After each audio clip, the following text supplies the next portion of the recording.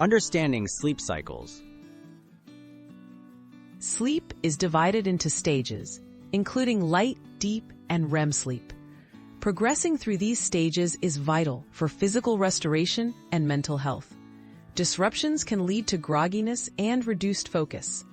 Many common daily habits can interfere with a healthy sleep cycle, but identifying them is the first step toward getting better rest each night. The impact of screen time before bed.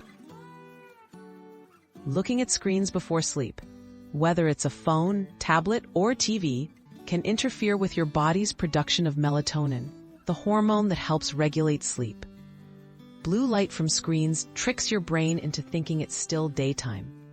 Try turning off devices at least an hour before bedtime to help your body naturally prepare for sleep.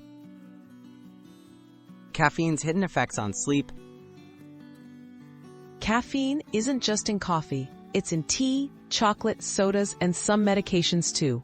Consuming caffeine, even in the afternoon, can disturb the timing of your sleep cycle, making it harder to reach deep and REM sleep. Consider switching to non-caffeinated beverages after lunchtime to protect your sleep quality. Late night eating and sleep quality.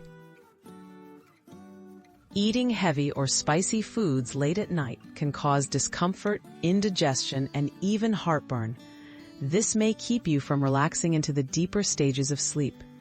Aim to finish dinner a couple of hours before bedtime and choose lighter snacks if you need something before sleep.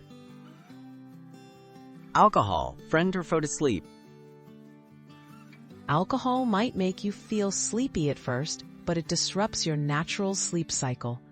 While it can help you fall asleep faster, it reduces the amount of deep and REM sleep you get, often leading to frequent awakenings. Reducing or avoiding alcohol before bed helps your body maintain a more restful sleep pattern. Simple fixes for better sleep.